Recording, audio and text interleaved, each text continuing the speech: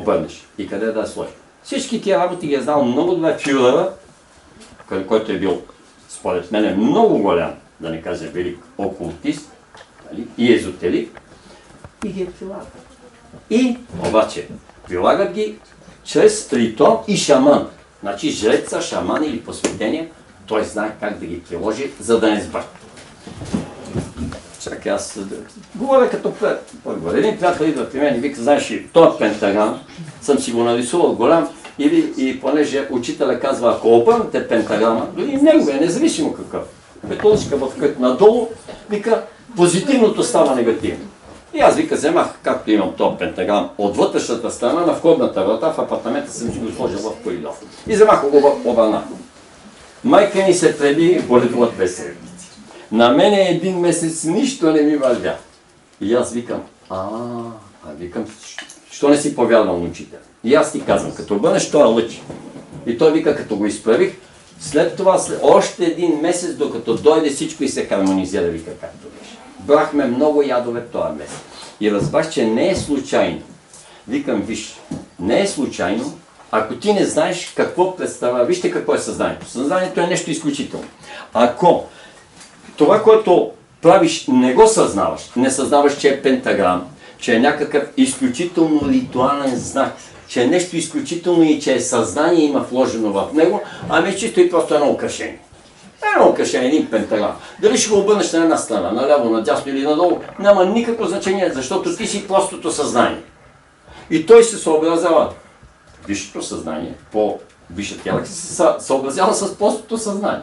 И вика, тогава на тебе няма да ти се случи нищо, защото си елементарно съзнание. Както и да го сложиш, къде да го сложиш, как? Но когато вече знаеш, че това не е нещо обикновено, тогава се свързваш с висшата разумност в Вселената и ако направиш нещо неразумно, моментално има ответен удар.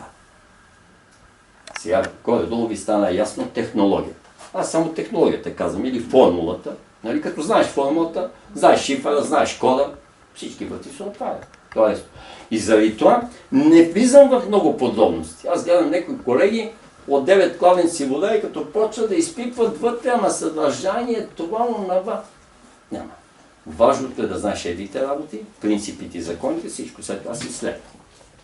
Това е. Учат децата биология, това червиче, това птиче, тая рибка, видовете, подвидовете и така нататък. Ма който ще си стане биолог, той започва да учи, следва титли, получава, пише дебели книги, да се занимава. Но едно обикновен човек, тия знания са му достатъчно. Достатъчно е, както и казвам, събиране, изваждане, умножение и деление. Това е математика. Другото кое е? Ами кое е езика? Кое е писмеността? Се научиш азбуката. Устно и писмено, дадена ти основа. После се развивай както искаш и колкото искаш. Ние почнахме ли беседата? Извинявай. Добре.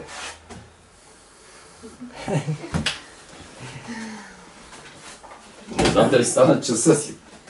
Ти командваш, ти си шефа. Приятели, здравейте, който не съм прегърнала и не съм целунала, отново така с широко сърце ви приветствам. Добре дошли при нас, в наш дом. Последните 3 месеца се занимавам с нещо и наблюдавам лечебния процес при десетки вече хора. И по повод всички този опит, който се натрупа, ми се иска да споделя няколко кратки неща за това. Всъщност, наистина от юли месец насам, който Георги беше казал, че ще бъде по-специален месец,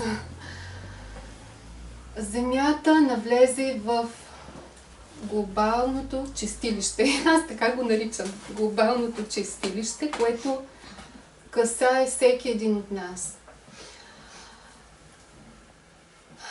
Новите енергии, които сега казвате, че септември ще има пак пик пореден,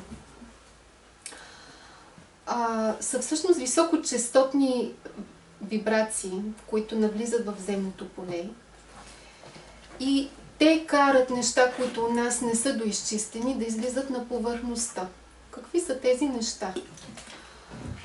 При всеки различно. Един човек има да работи с страха. И изведнъж този период много хора споделят, засили се страха ми, засилиха се фобиите, тревогите, на какво се дължи това. Друг има други проблеми, които не е дорешил. Друг има вече на физическо ниво проявени неща, които са от тези програми, които всъщност сам той си е направил, чрез мислите и чувствата, които е имал.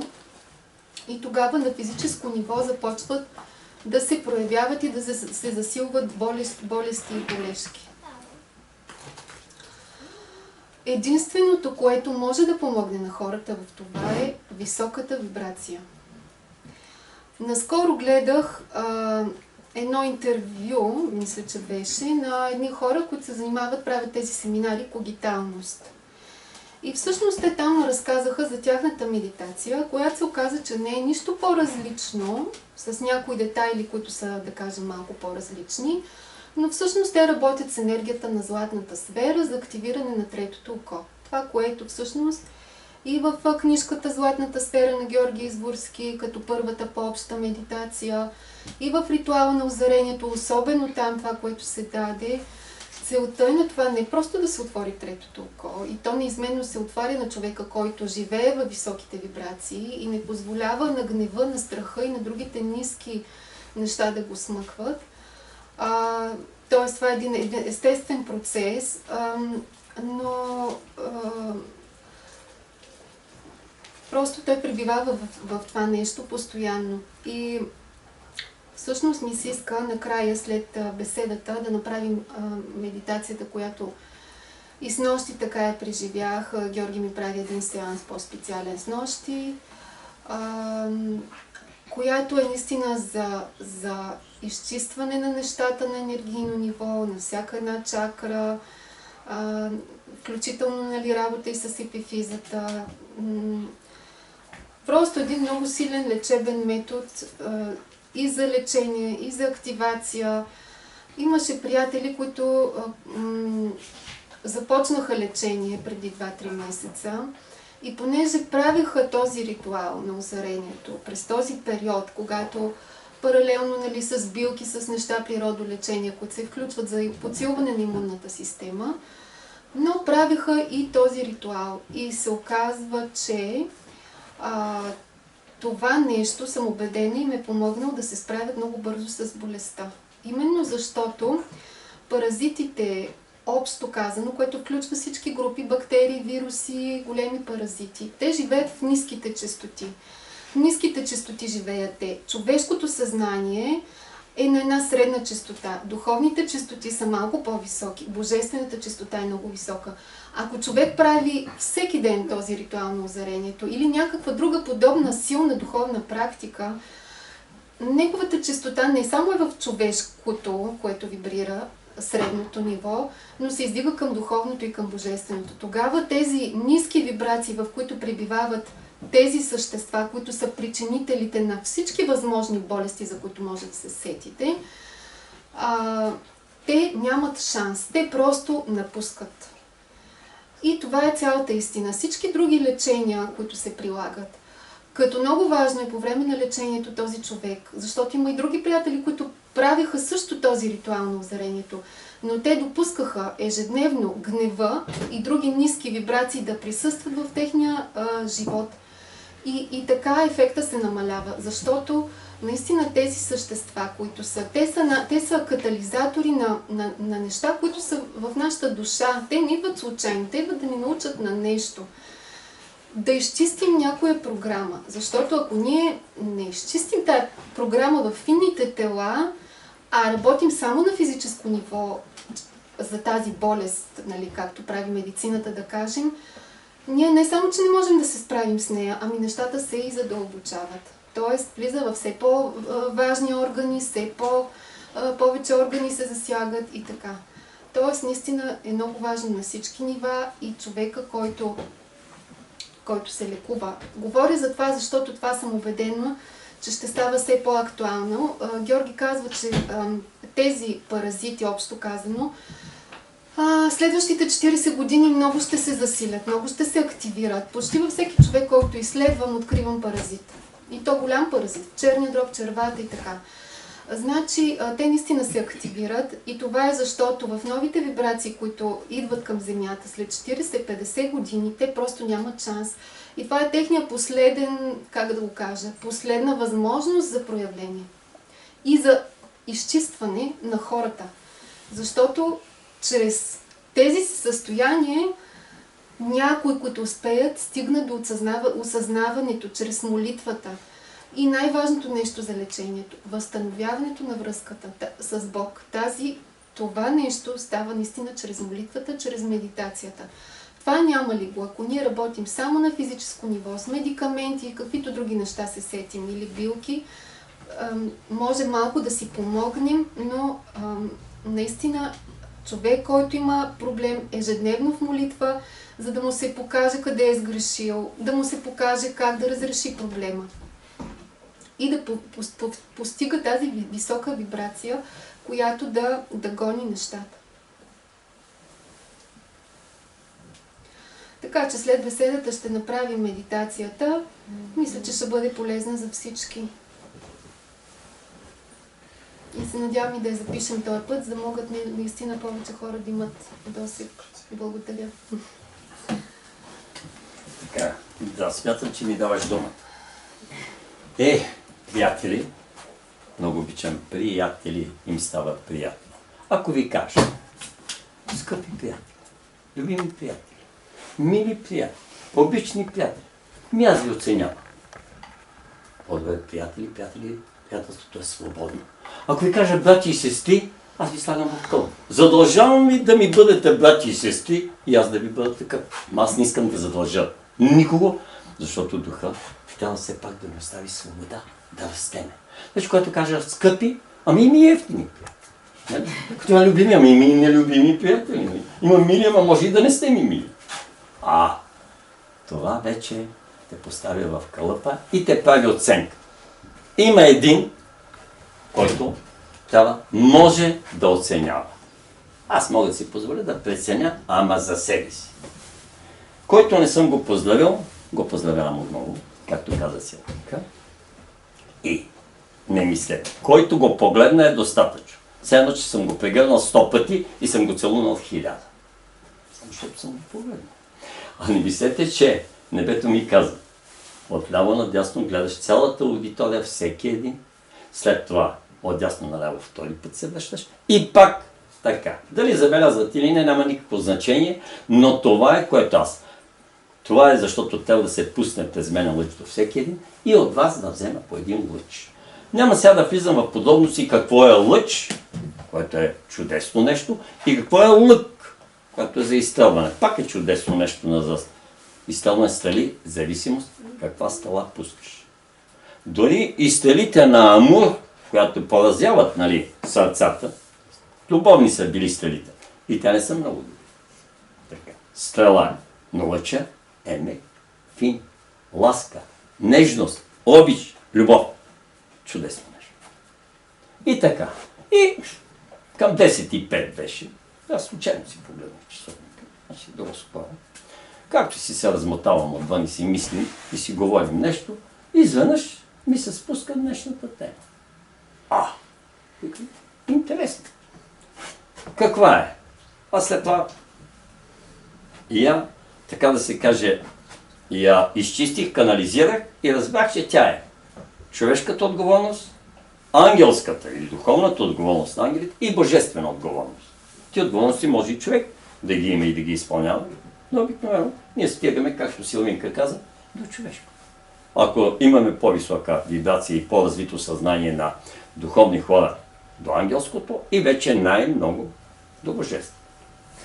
И сутринта някой пак спомена, защото вече доста хора с този девиз работят и се чувстват много добре, тъй като той беше, казвал съм го неведнъж, да ми простят онези, които са го чули, пак ще го кажа, беше девиз на баща ми и на дядо. Пари давай, не давай. И аз като попитах баща ми, защо той ви каза, синко, парите като виж, те си изкарват, парите са разменна монета, стока, нали? Обаче, нервите, значи имаш пари, нямаш пари. А нерви, загубиш един път нерви, така, ти приключваш курса. нервните винаги стават болезнено състояние. И аз точно това си помислих сутринта, обаче отгоре ми пускат и следната мисъл, която беше, защото викаме, бе, това е хубаво, ето, нека е само на ниво човешко. Нали? Парите са човешки единици, в ангелския и божествения свят няма. И тогава те ми го преведоха на божествен език. Живот прахосвай, любов не прахосвай. И аз се замислих, Стефчо ме гледа и вика, Георгия, бе, къде се отнесе? Викам аз, сега ми спуснаха тази сентенция и аз трябва все пак с човешкия си ум, то ти слиза под формата на светлина. Нали? Включва се тук в главата и аз си го трансформирам и си го превеждам, защото живот прахосвай. Значи живота, който е най-ценното, според хората, можеш да го прахосваш, но любовта не прахосваш. И моментално започвам да разсъждавам, сега на глас ще разсъждавам, но тогава не можах да си завърша разсъжденията, затова сега ще ги завърша. Започвам да разсъждавам и си мисля, да, живота е най-ценно. Може да го прахосваш, но понеже вярваме в прераждането и в новите животи, този живот си го опропастил. Но ще имаш нов шанс, нов живот. Така. По-добре още през този живот да си научиш урок, ама като не можеш. Но какво става? Любовта е по-висша форма. Защо? Защото любовта ражда живот. Нали така? Щом любовта ражда живота, значи любовта е по-ценна от живота. Тя може да даде живот. Но живота, друг живот, без любов, не може да направи. Живота какво прави? Животът ни е даден, за да ни учи на любов. Бе, колко види прости неща. Аз в момента разсъждавам. Одеве не можах да си домисля до тук. Но сега започвам да си мисля по-нато. Така. Мисълта ми е, че когато имаме любов у нас, само любовта те прави отговорен истински. Всичко останало може да си много мъдър. Голем, седи си мъдрец. Той е мъдър. Ама неговата отговорност не може да бъде най-висока. Там е стигнал до някъде. Значи, мъдър е, когато работиш с любовта, мъдростта и истината, тази отговорността на истината, на мъдростта, те води вече до отговорността на любовта. Продължавам в следния ред на мислене. И ще кажа някои технически неща, може да не съм толкова точен, но аз искам да запомните принципа, дефиницията, която е, нали, шифърът. Да ви дам кода и вече оттам нататък е лесно. Не всеки шофьор, който е получил свидетелство за първо управление на МПС, моментално е станал шофьор след курсовете. Няма така. После се учи. Те това правят. Горе-долу да знаеш да караш, па после ще се научиш. Ще добиеш опит и всичко останало. И така. Човешката отговорност докъде стига? Ще ви кажа. Това са неща, които не съм ги казал до сега, а и човек надали има който се замислял. Простите неща си имаме на Земята два вида прогресия. Едната е алгебрична, другата е геометрична, която е по-висша от нея, т.е. по-бързо стигаме до нещата, по-голями и така нататък. Обаче има и една друга, която е духовната прогресия от човека, се казва звездна. Духовната прогресия се казва звездния код. Звездна прогресия. Тя е много мощна и много силна. Човек докъде е дорасъл. Ето простия пример. Мисля си. Казвам, когато умножиш едно по едно, винаги е единица. Да. Според едната прогресия, два пъти ще умножиме числото, според другата три пъти, а на Земята винаги едно число трябва да се умножи три пъти, за да се спази тричния код на Вселената. За да видиме, да се докоснеме до трите съзнания. Ето как стават нещата практически, за да не бъда голословен. Ако вземем числото 3, примерно, 3 по 3 е 9. Нали? Минава едно умножение. 9 по 9 е 81. Второто умножение. До тук. Вижте как бързо се увеличи. От 3 стана моментално на 81. Това е един вид прогресия. Обаче, умножаваме 3 още веднъж. 3 по 3 е 9. 9 по 9 – 81. Сега, получения резултат го умножаваме по себе си, нали така беше прогресивно. 81 по 81, 6561, 6561. 6000! 81 по 80. Много стана. Виж, само още веднъж по себе. И така до безкрайността. Обаче, когато ние сме с отговорност на човешкото съзнание, после ще кажа как действа тия съзнания върху всичко. Но ще гледам да е кратка беседата. И искам да го дам по най-опростения и общодостъпен начин, а това е доста трудничко, но смятам, вие сте отбрана аудитория, затова не сме много този път, ще ме разберете. Така. Значи, първото в човешкия свят единицата трябва да умножиме по десятка. До тук няма да зашем. Макар че има една друга система за 1000. Ама той е на обърнатата пирамида. 10. 10 път. 1 по 10, 10. 10, втори път. 10 по 10, 100. 100 по 100 става 10 000.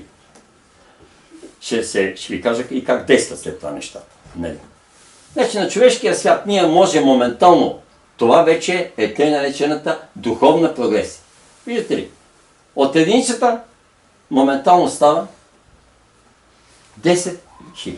Значи човек може да увеличи нещо за добро или за недобро 10 000 пъти, ако започва да работи чрез духа. Затова се казва тая мощна енергия, че има хора. Тони да си обикновен човек, но ако поставяш най-напред духа и знаеш да работи с него, 10 000 пъти. Увеличаваш всичко. От 1-10. Значи 10 000 пъти могат да ти додат блага и добри, обаче 10 000 пъти може да излъчиш и негатив. Как работят обаче ангелите? Ангелите вече работят с 1 по 100. Нали? И какво става? 1 по 100 е 100. 100 по 100 колко беше? 10 000. 10 000 по 10 000 са 100 милиона. Вижте. Значи ангела може да направи от една единица в пъти с звездния код колко? 100 милиона. Никак не е малко, нали? Да направи 100 милиона. Те така работят. Това им е сила. Тая мощ и тия милиони има най-различни неща. Така. Сега достигаме до най-висшето божественото съзнание. Божественото съзнание, даже калкулатор сигурно няма да може да го хване, но тук работиме с 1000. Какво беше там? 1000 по 1000, колко дава? 1 по 1000 е 1000. 1000 по 1000 е 1 милион. 1 милион по 1 милион става милиард. Не знам дали са 100 милиарда или повече, но са много милиарди. Много нули. Значи боговете минимум работят, да кажа, с 100 милиарда. Това е за тях ежедневие. Значи само да си помисли нещо, звездният код се разпространява до милиарди. Това е божествата. Казвам, до милиони е за ангелите и в 1000 пъти е за човешкото съзнание. Според, както се казва, ефектът на маймуните, ефектът на 100 маймуни от тук тръгва. Значи, маймуната, като е в колективното животинското съзнание, когато една маймуна научи нещо, тя от нея, втора, трета, пета маймуна започва да се учат. Но те трябва да бъдат там, да си мият морковчето преди да го консумират.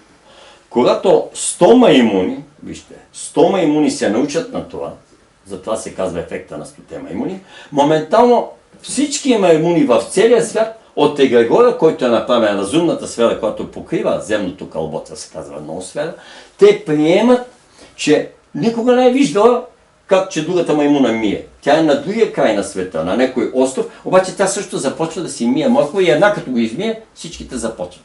Това вече е разпространена също прогресия, но тя е животинската прогресия. И на това, на общото колективно съзнание, което го команда. При човека, както видим, човека е индивид и е обратно. Тогава маймуната нищо не може да направи, освен да се почесва и да мие моркова. Докато при човека, пак казах, когато знае кода на звездната прогресия, той може да направи човешкото съзнание 10 000 хубави неща, но и 10 000 били. Нали? ангелите им е позволено да направят 100 милиона хубави неща. Но ангела трудно ще направи, но може и да направи евентуално 100 милиона били. Но при боговете вече е в милиарди и само добри неща. Защото, вижте, доброто и недоброто при човек в двойствения свят, ние се опитваме да го хармонизираме, но иначе тук, понеже и чистилището и ада да кажа, 99% са негативи. Има само 1% позитив. После ще обясня защо е така. 1% позитив. Но ние трябва да го увеличаваме и да го направим за добро. В ангелския свят, там вече те са се хармонизирали. 50% добро, 50% не е добро. Това е. Макар че има и ангели, дето са само правят добри неща, но и ангели, затова свалят оттам ангелите за братовчеите, така да се каже, силите на задържането, оттам ги взимат. А те работят чрез нас. 50%. И вече в Божествения свят всичко е съвършено. Затова тук се казва баланс. Това баланс ние се опитваме да го постигнем и е най-грубата форма на равновесие. Според закона за равновесните сили. Баланс. В ангелския свят, съм го казвал, сега го повтарям, прощавайте, е равновесие и в Божествения свят е хармония. Хармония. И следователно, защо трябва да сме много отговорни? Сега ще ви кажа. Тъй като особено духовният човек, значи, ако пак казвам, любимеца ни каруцара Дедо Пешо от село Чуковеза в Драгоманско, нали? Той не може да увеличи 10 000 пъти нещата, каквото ще да се. 10 000 реки той не може да изпие за една вечер, пие 2-3 гроздови, но от третата, четвъртата вечер пада под масата, касват го на каруцата му и пускат кобилата и тя го закарва до тях. Сама. През село. Така. Не може. Нито 10 000 добини, нито 10 000 негативи да направи. 10 000 каруци да закара безплатно. То няма, той не може да вземе пари за това. Но един духовен човек, който работи със звездния код, той затова на духовния човек се дава, нали, този код, той може, пак казвам, 10 000 хубави неща. Благотворителности да направи, щедрост да изрази 10 000 пъти от една да я направи. Ще ви кажа как действа. Нали? И обратно, да направи 10 000 пъти. Затова, когато ние имаме един човек, само един човек седи до нас. Само един. Ние този код, който е нашата духовност, ако може да му предадем малка част от нея и той да започне да става духовен, ние моментално на колко души сме я дали, то е единица, нали? Почваме от единицата според звездния код на човешкото съзнание. Изразено в единици, които току-що ги казах. На 10 000. Значи на един човек, който ни слуша, нали, внимава в това, което казваме, и попива от нас. Вижте колко е просто. Моментално аз си пиша в моята сметка 10 000 човек. Ама на един такъв, който слуша, а не на Дедо Пешо в кръчмата селското ми. Абе, Дедо Пешо, дай да видим сега какво, да ти издигна малко в духовността. Той как Георги сега ще ти черпа една гроздова, ама като мой ти ще пиеш каруцарска синдиго, значи 400 грама черче. Или ще пиеш обикновено 200 грама. Той по 200 грама не признава тия 50 грама, това 100, не се занимава. И си ми вика, не бе, аз сега ще ти черпа една гроздова и после си говорим. Там нещо ти вика като поповете говориш. Викам, бе, нещо такова, нали, ама Дедо Пешо, викам, аз така. Викам, да, аз ще ти черпа. Не бе, ти си ми симпатичен, аз ще ти черпа. Той не знае защо съм му симпатичен. Нали? Така. Значи ние сме си свършили. И това е нашата задача.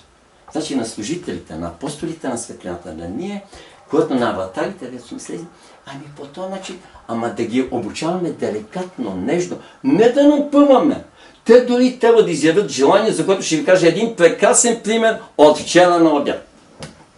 Нали, аз съм най-близо, давам се за пример. Така. Защото и не съм скромен. Аз не обичам скромността и после ще кажа, че не скромността краси човек. Така. И ще го докажа. Но както и да е. Това е друга тема. Сега. Значи, ако човек е вече достигнал с ангелско съзнание, тогава, когато си свърши работата и само един човек успее да го убеди в неговите работи, на колко хора този човек почва, той пръска на повече и според звездния код, доколко човека максимум може да стигне. Нали? Според ангелското съзнание. До 100 милиона. Нали така беше? Еми 100 милиона от 10 милиарда на земята, горе аз ги правя кръглици. Никак не е малко, нали? Значи, а ние всичките тук сме с такова съзнание. Значи, ние трябва да се грижиме за моите 100 милиона. Маги за нейните 100 милиона. За неговите 100 милиона. За всеки един. Радинка за нейните 100 милиона. Разбирате ме? Защото вече сме надрасени, ние вървим в духа и това вече тежи отговорност, няма това. Затова на богатите никак не им е лесно. Колко по-голямо богатството, толкова по-голяма отговорността. Но това е ясно, че са като скачени съдове. И така. И понеже няма, пак казвам, изобщо нищо случайно, макар че непрекъснато казваме, че няма и непрекъснато продължаваме да вярваме в случайността. Така. Вчера отивам, да пътувам насам, взема съм мешка, мешката се вземах да си нося с пълни чувал, без да знам, че няма да ми трябва. Не ми потрябва. Така. И нося ги багажа и тръгвам и минавам 3-4 км, щом за 45 минути бърз ход съм отишъл до автогара Юг, значи доста далечко съм ходил. Обаче отивам, автобуса 9:30, 9 и 10, 12, 15 минути отивам там на гишет. Жената ме гледа така, вижда, че не съм в час. Но вика, билет искате за този автобус? Но вика, нямате, още вчера свърших. Вчера тогава в последния. Сега, вървете при шофьора и го питайте, ако има места, и аз наивен отивам при шофьора. Гледам, отвънка са доста хора, той вече взима билетчета и ги пуска вътре. 10-15 човека си. И аз отивам при шофьора и викам, добре, бе, аз ще пътувам, викам, по посока за Велинград, до Виноградеца. Не искам място, викам, аз мога да седна до тебе на стълбите. Нали, на автобуса така. Викам, мешки ядам се, ще ги сложа отпред, няма да те карам да отключват, нали, да дигаш и да слизаш. Да отваря отстрани. Така. Той ме погледна и той ме гледа и вика, той е от земята ли, не ли, наивен ли? Така. И вика, тия са преди тебе 10-15 човека чакат също за билети един. И аз викам, тия за това ли чакат? Не са като мен. Не бе, тя нямат билети, всичките си. Така ли? Следващите 3 секунди взимам решение изобщо оттам да изчезна. И тръгвам, и викам, отивам на ЖП гарата, няма да свършат билетите за влак. Това е абсурд. И викам, отивам на ЖП гарата, хващам си влакчето до септември и ако Силвина ме накаже да не дойда да ме вземе с колата, 12 км пеша, не е кой знае колко, за 2 часа ще си поклада дори с багажчето, жега е още по-добре. Значи, тя щом има да ме наказва за нещо. Нали? Чрез нея Бог ме наказва. Той не ми казва директно, синко, сега ще ходиш пеша, за да ти дойде къла в глава. Не, той чрез нея, нали, деликатно, така финно, жена като ти каже, вика, имам работа, оправи се станията. Няма таксита, няма нищо, и не искам, защото аз виждам, че вече ми е наказание и трябва багаж. Както и да е. И гледам, точно излизам и се блъскам в едно такси, което на автогарата седи, он си го е докарал, някой седи. Вътре и нещо се оправи човека. И аз се навеждам само и викам, моите момче, ти свободен ли си? Той вика, да, защо? Викам, да ме фалиш до ЖП гар. Качвам се, бъмба. Отивам, викам, я ме закарай на Подуинската гара, нали спират бързите влакове? Да, спират. Отивам на Подуинската гара, отивам на гишето. Викам, за най-близкия влак, който е за септември, има билетче. Тя вика, точно горе след 1 час. Вика, има влак за Варна, бърз, има билети, нещо с намаление. И аз викам, какво намаление? Викам, пенсионерско, не бе, карта да имат. Викам, пенсионер трябва да извади някакви документи, сигурно. Ма не съм пенсионер. И тя вика, викам, не, дай ми цял билет. Даде ми жената, аз се върта там по гарата и наблизо имаше една хубава жена, облечена цялата в бяло. И аз като излязох отвън, тя седеше на надпек и сега почва да ме поглежда. Вече веднага разбрах, аз почетох за какво става въпрос, чисто и просто съм ми направил впечатление на по-различен. Това е като на клошарите, които идват да ми искат, защото знаят, и то ако отидеме, може и нещо да дадат. И другите не, те познават, те имат блестяща интуиция. И тази жена сега мери. И аз къде застанах, отивам научно към първите вагони, така далече от това. След малко тя идва и застава до мен на 2 метра. Чака, къде се кача, аз и тя да се качи. Аз и ще мислите. Обаче, че и идва влака и една друга жена има една тежка чанта, баба възраст. И тя иска Вика, да ви помогна. Значи, бабата не иска помощ, обаче тя, викам, наистина, това вече, виждам, че тя е много духовна. Жената, може би, е била и от белото братство, но нямато знам, никой не съм я виждал, нали? Но в бели дрехи, хубави, с бяла кърпа. Точно. Едно към едно. И, не, вика бабата, ще я кача. Добре. И аз седа на вратата, дойде една друга жена с една тежка чанта, сега се чуди на постъпалата, аз викам, госпожо, качете, сега ще ви подам чантата горе. И се кача последен на влака, викам, аз съм лесен. И тя се качи, подадох и качваме се. Влизаме вътре, те както са наредени седалките. И сега, сяда на една чисто празна седалка, жената в бяло, и мисли, че ще седна до нея. И аз наистина щех да седна, обаче си взимам раницата и това, и докато ги кача догоре, идва един дядка и си изтели това. До нея сега. Тя го погледна, така не беше много очарована, обаче то духа си работи. И аз на следващата седалка зад нейната, гледам, има двама души, един след тук и две неща са свободни. Викам, момчета, свободно ли е тук? И единия, водост такъв, симпатяга мъж. Къде? Синьол. Вика, да, сядай, тук до прозореца, вика да гледаш, ако искаш. И аз се най-до прозореца. Влака пътува.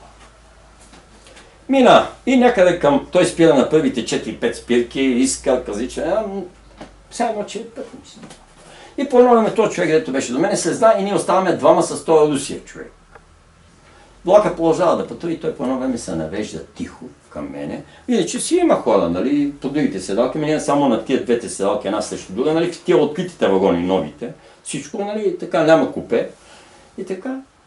Зад него точно седи жената в бяло, ама с гръбса. Един към друг. И тя чува, изглежда. И той се навежда леко и вика, много се извинявам, може ли да попитам нещо? Викам, да, кажи. И той вика, ами много приличате на учителя Петър Дънов. Нещо общо да имате с него. Викам, не знам, викам да имам нещо общо родинство, защото казвам, външната пилика лъжи, ама виж, той не е имал деца, роднини и така нататък, поне аз не знам. Няма, така че нещо физическо нямаме да. Той пък как? Не, вика, имате и по-специално нещо. Един облак, вика, като светлина, нещо ме заля като себе. Аз, вика, съм се занимавал малко с енергии, рейки и затова познавам хората. Вие не сте като другите и не сте случайни. Викам, добре, моите момче, хайде, ще ти кажа първо. Викам, имаш ли смърт телефон? Смотан телефон, дето викат младите. Той смарт телефон, нали? Той вика, имаме един смотан телефон, а в Балдо ще стане интернет. Викам, ще ти кажа името си, ще направя този бонус и ти виж. Аз пътувам вече. Той между другото и други работи казва. И той вади телефона, и почва. Така, и аз му казвам името и той ми списа. И след малко, и се зачита. Той чете, аз си седа срещу него, бака си пътува. По едно време, остави телефона и вика, аз седнал си срещу мене, а той почета само малко от това. Вика, аз искам да контактувам така, а всичко останало ще го прочита в интернет, като се прибеда, вика на големия компютър. Какво пише? Викам, добре, сега, питай ме, защото съм ти паднал на мушката срещу тебе. Той е човек, попиваше абсолютно, той беше инженер електроник и беше човек, така да се каже, но на логиката. Аз бях изпратен, какво да направя? Кълъпчето, да го щупиме, съзнанието му да го отворя, защото този човек беше изключителен и Господ ми пъти. Единствен. Ще хвана поне, ако не, ангелската звездна редис прогресия, ще хвана човешка. Този човек, чрез него 10 000 души ще навлязат в духа. Ако хвана ангелската, може да стане 100 милиона. Само че в България е малко. Така, каква е нашата отговорност? Когато сме в човешкото измерение, ние сме отговорни за хората и за висшите бозайници. Затова нямаме право да сме месояци, да не участваме в убийство. И така нататък. На живите същества по принцип. Значи човек може да отговаря, да каже, на бозайника, защото е най-висшия клас от животинското царство и за хората. По-надолу може и да не отговаря. Но за това е длъжен да отговаря. Да преценява, да оценява и да внимава във всяка една своя мисъл, дума, дело и чувство. Защо? Защото то дава отпечатък и се пръскат, като ние сме духовните. Духовността е много силна и дава отражение. И съответно всичко друго дава отражение върху нас. Значи ние искаме или не искаме, съзнателно или несъзнателно. Що сме аватари и духовни служители на Бога, от нас зависят тия неща и ние командваме, ние управляваме неща. Пак казвам, волно или неволно, съзнателно или несъзнателно. И затова може да направим много бели, а може да направим и много добрини. Значи, и заради това, когато контактуваме и помежду си, като хора, и когато контактуваме с природата и с животинския свят, значи ние отговаряме за животинското царство, така да се каже, и за човешкото. Което е? Това е в човешките граници възможно. Когато обаче човек вече порасне в духовното, той започва да отговаря и за растителния свят. Значи, ангелите отговарят за растителния свят. А когато порасне и в божественото, той започва да поема още по-голяма отговорност и започва да отговаря за всичко. И за онова, което е. Дори за минерала и за камъка. Той трябва да знае, че това камъче може да го премести, ама другото не. Значи, трябва да внимава там, да внимава за цветенцето, значи да внимава за дъбчето, в растителното царство, да внимава за всяка една животинка, да внимава и за хората, да внимава и за ангелите. Значи това на божествата или на съществата от божествения свят е най-тежко. И затова, когато ние започваме да внимаваме и се отнасяме винаги с ласка, с нежност, с добронамерност, или дори да го кажа с една дума с обич, да не говоря за любов, защото това е божествената любов, но с обич да се отнасяме към всичко и поне с разбиране. А ние сме длъжни да го правим. Обикновеният човек не, но ние сме длъжни. Тогава ние започваме леко да уравновесяваме, да хармонизираме нещата. И това е най-вече и за наше добро. Не само за всички, до които се докосваме, към които тръгва тъй наречения звезден код, но той поне се връща и на нас. И на нас, и на близките, и на много. Чисто и просто раздаваме блага. Така. В общи линии, ако е рекал Бог, слава му, смятам, че ме разбрахте колко е висока отговорността ни. Защото ако човек казва, Исус за това е казал два пъти, да внимаваме, да внимаваме. Значи, дори както можеш да минеш не през мавуняка, ще го заобиколиш, няма да стъпаш на него.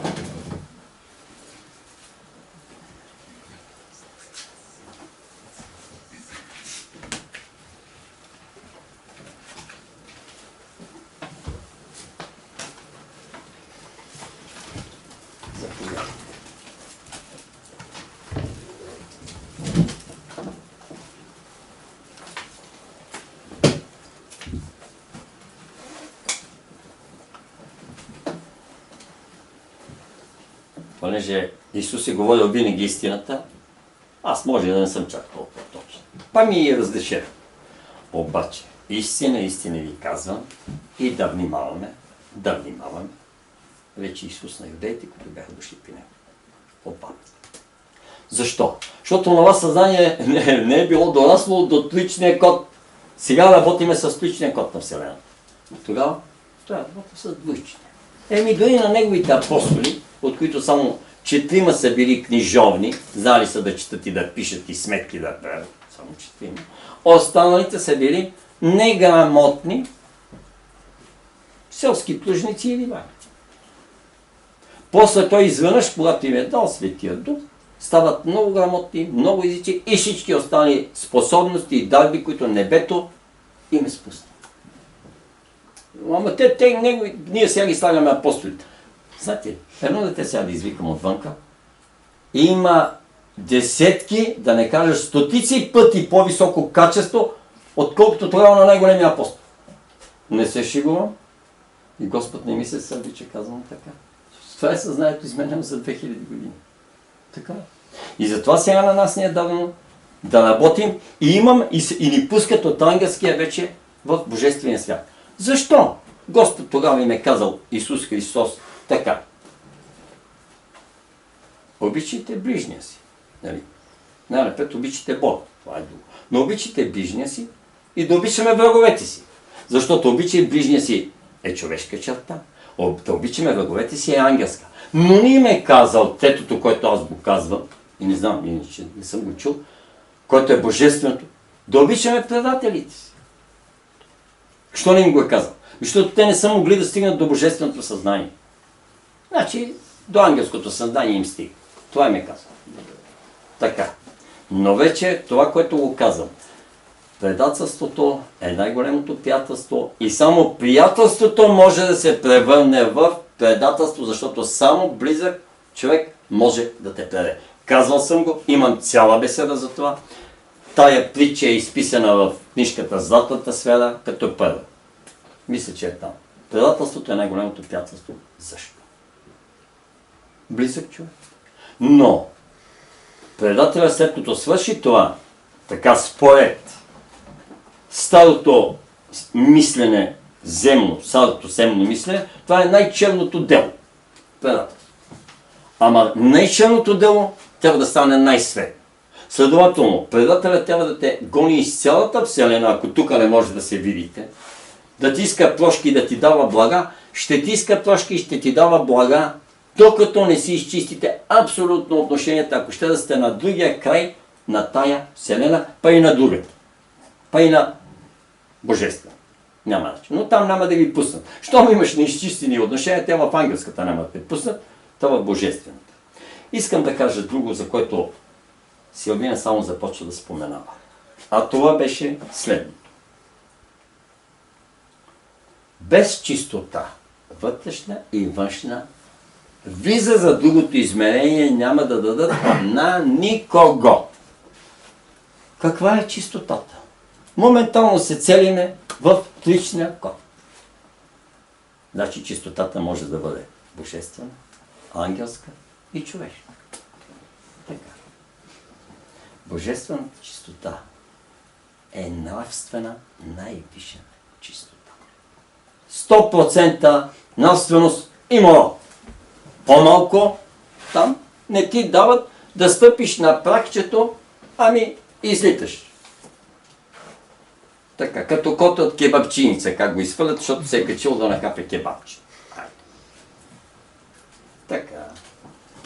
В ангелския свят, наистина, където е по-надолу, там се работи и с това. Стоя морал и нравственост, но там се допуска и леко залитане в ляво и в дясно. Това са морално-етични категории на чистотата, за които говоря. И в човешкия свят се допуска още по-голям луфт да движиш, нали, насам-натам, за да можеш да си научиш урока. Но трябва има също морално-етичен кодекс, човешки, ангелски и божествен. Така.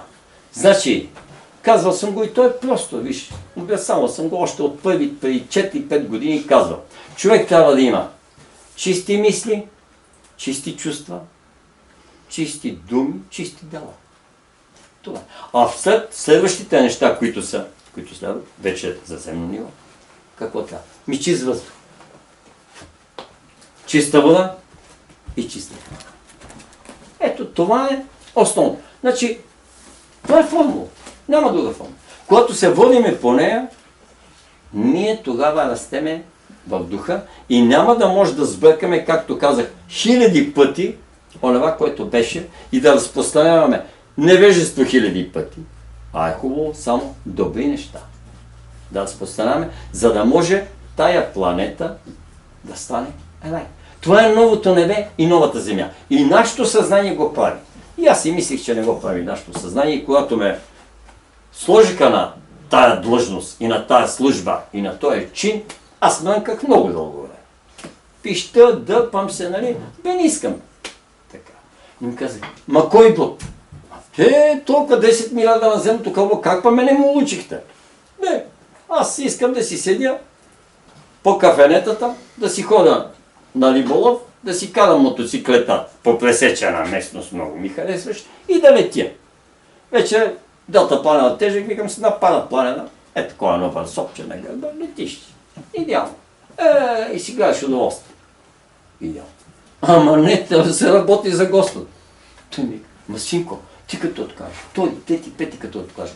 Ами, викам така, да си говорим честно, като семейство. Той има и чувство за хумор. Сега, има хора, които много направят.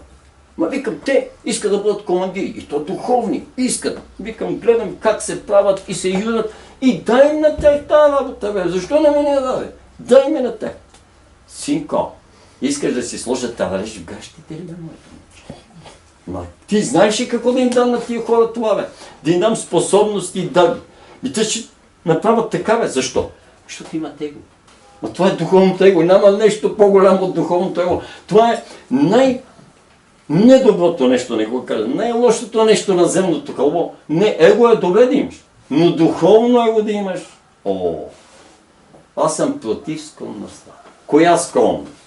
Скромността краси човека. Да, красиво. Скромен е в облеклото.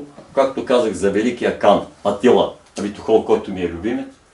Нищо. Аз съм се накичил с пръстени и с часовници. Той не дървена чаша, останалите пият в златни, сребърни стакани, според иерархията, медни, глинени, дървена чаша като Христос. Едно украшение няма. Чистичък, спретнат, с обикновени техи. Не можеш да го различиш от обикновените войни. На меча нито едно украшение. Гледах веднъж една неква сабя, некъв меч такъв. Беше от кавказски. Ма то сапфири, рубини на дъжката, позлатени работи, емблеми. Нали? Кой знае какъв е бил. Нали? Атамана на ръководител голям. Значи, не външно, а вътрешното, защото Атила е бил много високо посветен. Той превзема Европа, знаете ли за какво? И Азия. Да ги цивилизова. Ами той прави държави. Отделни херцогства, княжества, той е феодал дълг, он е феодал дълг, разпространени във Франция и в Германия. Така не става. Дечица май. Той дечица им вика. Папата за него е детенц. Естествено, какво като е папа? И му идва на крака да го моли да не превзема Рим и Ватикан. За това да ги цивилизова, да ги научи на нещо, на ново. Той ги прави държави. Той им дава всичко. Култура, писменост, наука, всичко. Какъв го изкара? На хуните. Вика, старият мачен на хуните. Така. Това е първия български Кан. Нали знаете? Кан, Атил, чист, чако българин. Добре. Айде да не се хвалим много, че още е рано. Нека имаме още факти. И заради това, когато аз съм човека, защо да не е скромен? Като каже, че нещо го може, той го може. И скромността е тая, пак казвам, в облеклото, в храненето, в отношенията с хората. Но е, че човек трябва да мисли и да иска да бъде велик. Ама велик по какво?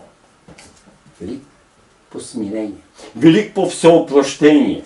Велик по милосърдие. Велик по търпение. Велик по щедрост. Такъв трябва да. Защо не си велик? Да, аз не искам да съм скромен. Аз искам да бъда най-велик. Ама по тия работа. Знаете какво е казал учителя и Омрам, Микеле Еванхов, Михаил Иванов ще го цитира. Който е казал, аз искам да бъда като слънцето, не искам по-малко. И аз като бях дете, веднъж ме питат, какво искаш да бъдеш? И аз, най-напред, животно, викам конче искам да бъда. Баба ми вика, Гоги, защо си толкова просто, бе? Коня ще го товаря, ще го язда, ще тегли. Що искаш комбе? Що не пожелава? Лъв, тигър, нали, да лежиш под сенките само, хапаш и лежиш. Не знам, бе, бабо, конче. В този аспект. Нали, когато ми каза, Бил, какво искаш, както една вика, искам да бъда безичка, едно момиче. Аз казвам, искам да бъда въздух. Всички да го дишат и ще е добре. Така. Да ви кажа още нещо. За коня, защото стигна и за хищника.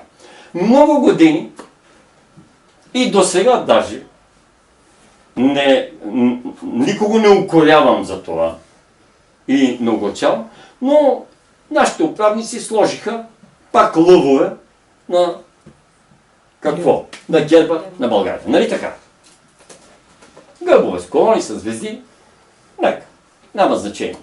Но на времето още, ако българите са се сетили, така ги наричам, защото ми е най-добре, няма никаква разлика между таки българи, да подменят лъва, който е символ на мощ, но е хищник, с коня.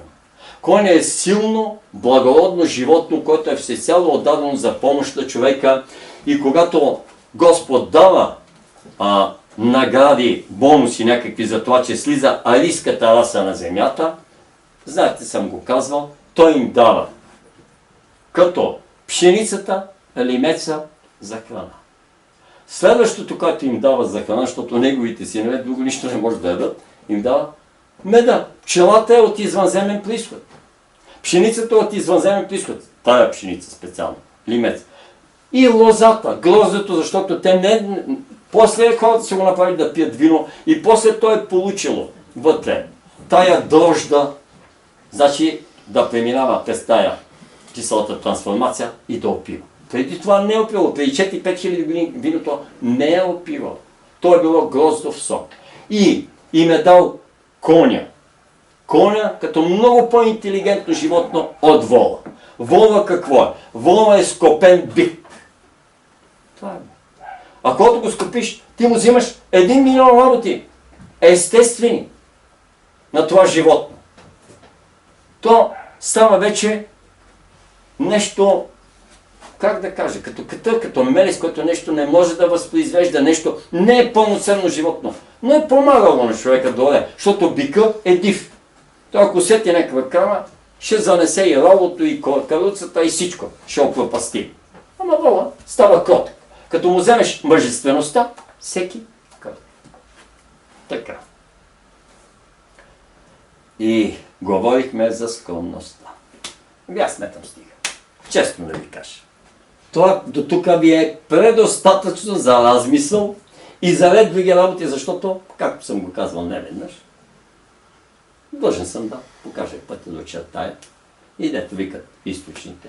Мога да ти покажа пътя, ама не знам как ще стигне. Значи, казвам, ето ги жалони. От тук виждаш другия жалон, както в планината, по зимната пътека, където те са по 3-4 метра, аз съм ги виждал наистина, отгоре само 20 см се виждат, затова всичко друго е сняг. На седемте е зима. Сняг 2 метра и кусо, те отгоре така. Добре, че са така наредени, за да видиш пътека. Значи, божествените жалони са най-големи и най-светли, виждате. Духовните са по-малки и човешките са най-малки, ама човека може да ги все пак да ги. Благодаря ви от сърце. Ако имате някакви въпроси, има ли малко минутки за въпроси, шеф? Да, някой иска да разкаже нещо интересно. Някое чудо, впечатление, да. Винаги трябва да има такива минути. Значи, вижте какво. Наистина се чувствайте. Как да кажа? Съвсем спокойни. Всички наистина сме равни. Само, че всеки ме различа Божие. Това е. Какво казва един от моите любимци, Наполеончо. Другия Александър Македонски. Сашко. Какво казва Наполеончо? Той казва така. Всеки един войник, редник, трябва да носи маршалския жезъл в рамицата си. Значи, когато войника израства, има опит, придобива като командир и ръководител, когато се издигне, той знае кога или Господ ще му казва да извади жезъла и да започне да командира. Благодаря ви от сърце, сега имате ви.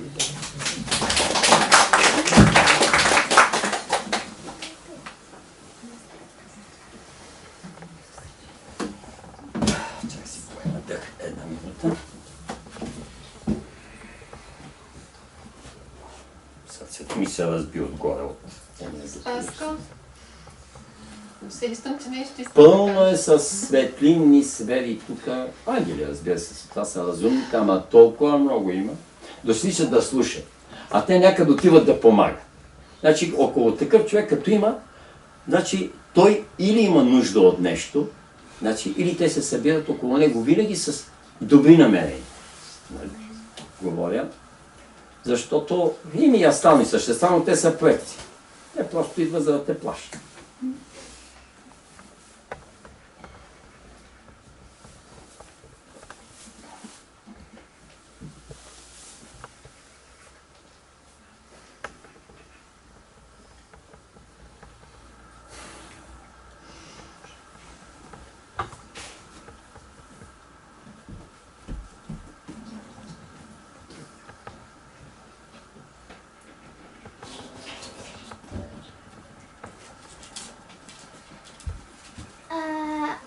Аз искам да кажа, миналата седмица, някъде там, ходихме на Златните пясъци с Норито и с майка и с тати. И аз плувах с Норито в един басейн. И като излязох вечерта и там виждах сякаш енергии виждах.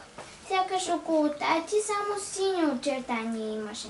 А Ванко сякаш хората са лепенки. Много точно го каза Яна. Идеално. Да, точно така. Добре, благодаря ти, че беше първата, която е набра смело. Виждате ли, едно дете? Едно дете. Да, благодаря. Да бъдем като децата, нали така беше? Ами да, трябва да станете като децата. Направо получи импулс. Ма не се притесняйте. Ставаш и казваш каквото ти е на сърцето, защото това е по-добро. А как да постъпим когато комуникираме с хора, които не са, как мога да се израза, на духовно ниво? И когато стане въпрос за духовна тема, те кажат, аз не вярвам, че има Господ, защото има страдащи деца, войни, аз не се чувствам добре, нямам достатъчно финанси. Нужно ли е да опитаме да ги обърнем или трябва да се откажем? Не, в никакъв случай. Защото задълбочаваш проблема. Той е проблем, кажи, виж, ако те слуша, можеш да му кажеш съвет да му дадеш, нали? Но ако не те слуша, по-добре не хвърляйте бисерите се на прасенцата, нали така пише. Значи ако те слуша, му казваш така. Виж, опитай една седмица. Аз това съм го казал не веднъж, той я пример с една счетоводителка, където не я обичала шефката. На 21-я ден става корена промяна, на 30-я ден шефката я вози, минава покрай тях, взима с колата и я кара. И си стават пята. Виж, само му казваш, при една седмица, не дай повече да му даваш, защото той ти дена трудно ще издържи, ама така. Една седмица, приемай нещата и не дей да проявяваш негативизъм, несъгласие и неприема. Значи това са трите основни неща, пак казвам, които куцат от човека в момента. Абсолютно. Значи, иначе се казват другите им имена с страх, срам и вина. Обаче аз ги казвам по този начин. Негативизъм, неприемане и несъгласие. Обаче ти му кажи, изхвали не, бъди оптимист. Винаги смяташ, че ще стане най-добро. Когато ти иска съвет, иначе не му го дай. След това, винаги приеми нещата такива каквито са. Те не зависят от тебе. Щом не зависят от тебе, значи нещата са такива, приеми ги, за да бъдеш ти спокоен, защото твоето отношение към нещата е твоето състояние. Значи, приеми неща и тето, ако успееш да се съгласи с тях, когато приемеш нещата такива и се съгласиш с тях, ти излъчваш това съгласие, значи, той е оптимизъм, той се връща на тебе, защото ти си източника, разберете ме, той не отива никъде другаде. Значи, от това, което сме излъчили, ако аз излъчвам непрекъснато любов, аз получавам любов 99%, 1% Господ го взима. Да, или 10% ми взима на мен. Но, ако излъчвам омраза, ненавист и неморалност, ами тя ми се връща на мене, няма къде да се върне, тя пак се връща толкова. 99% при мене, не, 90% при мене, 9% отива при обекта и 1% пак отива при Господа. Той е недосегаем, ама пак взима 1%. Значи е така. Аз мразя комшията или който и ще да е там. Ненавиждам го. Това ми се връща на мене 90%.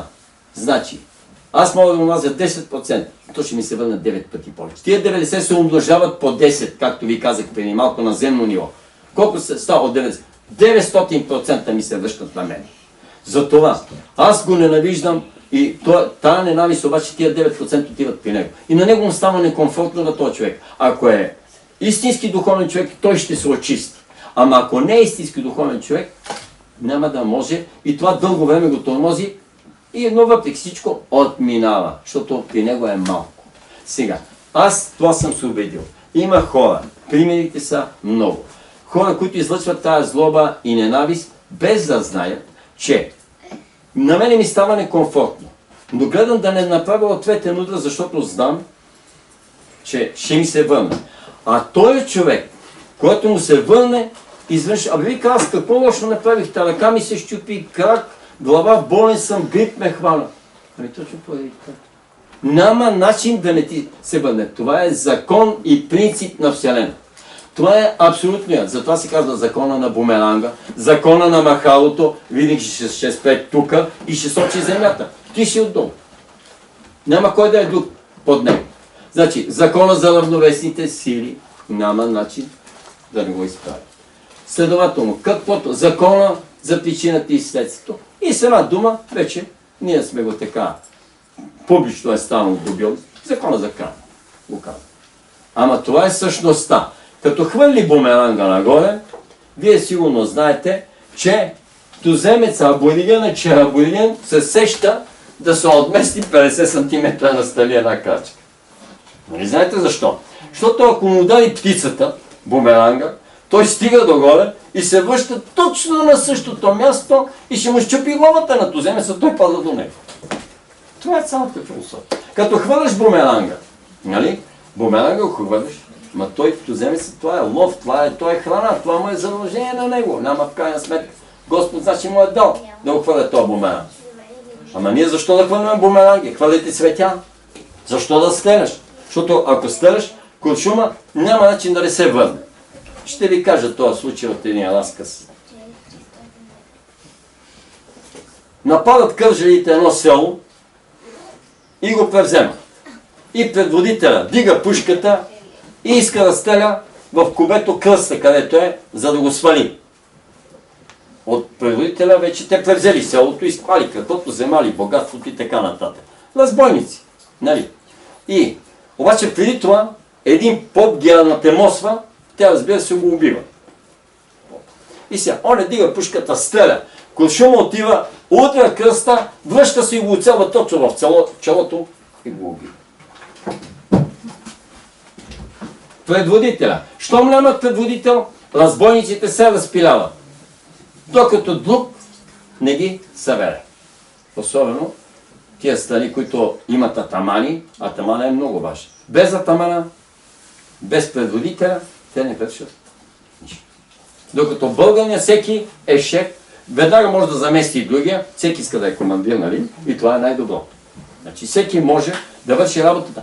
Това е те наречената взаимозаменяемост. Както сега ни правят органите, примерно органа на черния дроб, знаете ли, че далака ще върши същото. В черния дроб няма човека, далака ще го замести 100%. Това е в новите тела, само че не знам дали ще стане след 300 години или след 1000 години, но натам отиви както бързо стават промените, май така. Това е между другото, ето ви казвам за тази функция. Но вие имате думата, чакай, че аз винаги се разпустя. А как да разпознаем духовното его? И да разпознаем, че не страдаме или страдаме от това? Ами като почнеш да страдаш... Щом искаш винаги да учиш другите, а без да приемаш нищо от тях, имаш 1100 духовно. Аз съм го казал. Всеки на всеки го е учител и ученик и всеки на всеки го е лечител и пациент. Помниш това и го изпълняваш. Не го ли изпълняваш, имаш духовно. Това? Виж колко е просто. Значи ти искаш да му кажеш, ти да си наложиш мнението. Особено па в областта на духа. Това е, разбира се, най-непочтеното и нескромното. Дори ако е наземно ниво, да. И спорите за мачове или за нещо друго, за спорт, за култура, за поезия, за музика, да. Ако критикува също други хора, които са като те духовни учители, да го кажем, както това е много разпространено, ако си изпълнен с негатив към другите и смяташ, че ти си нещо повече от тях, това със сигурност е духовно. Абсолютно. Значи и когато не ти е дадена тази даба, както ето сега на мен ми е разрешено тук и съм седнал да ви говоря. Ако не ми е това работата, аз няма да го. Ма много говорим и затова съм изпратен. Учителя казва, Бейн Садо, аз съм един голям светия на небето, ама един от най-мълчаливите светии. Ма слезнах на земята, да има 7500 беседи и повече, и да говори с часове и да обяснява, както Исус. Исус е казал милиарди думи, а те му има колко? 300-400 хиляди думи, са му записани някъде, нали, като Евангелието и като ето ги работи.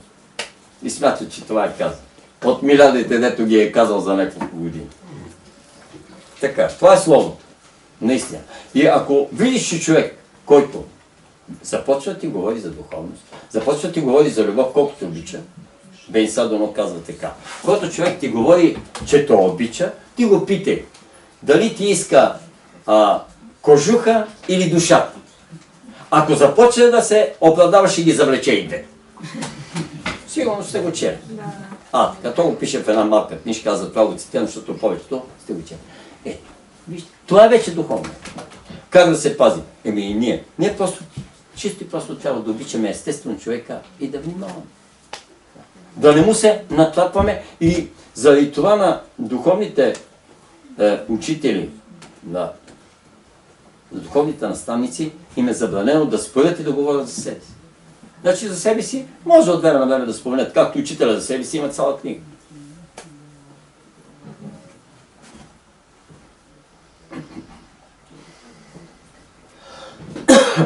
Възможно ли е само с присъствието си да им помагаме, без да говорим толкова много? Точно в десетката учи. Точно в десетка. Значи, вижте, аз си помислих скоро, и небето го потвърди, че идвате тук и ви казвам, хайде да си мълчиме 30 минути. Нищо да не прави. Синко, вика, от тебе си иска присъствие. Как бе? Аз както съм ходил по земята бос или с сандали, отиваш където ти кажа и заставаш там. Ама дали ще говориш, дали ще... Ама какво ще правиш? Банкет, ако искаш да си. Но искам физически да си там. Самото излъчване, което е както този човек усети във влака, защото той е сензитивен човек и усети абсолютно, 100%. Той после ми каза за това. И каза, че е изключително нещо, което е усетил, и затова се е позволил да ме попита. И че все пак това е признак на неучтивост, непознат нещо. Може да го питаш за времето и колко е часа. Самото присъствие, когато той те не разбират, тогава присъствието, когато мълчиш, аз пиша в новата си книга, значи душите започват да си говорят. Защото другата душа на другия човек, ама може да е елементарна, тя е любопитна. И тя започва да говори с твоята душа. Това, че си мълчите, защото душите вече имат тая връзка, която съм я казал, и сега ми е мото на новата книга. Айде, малко ще ми откех да завеста. Хората общуват с говорене. Ангелите с песен, боговете с мълчание. Затова пише. Така. Ето.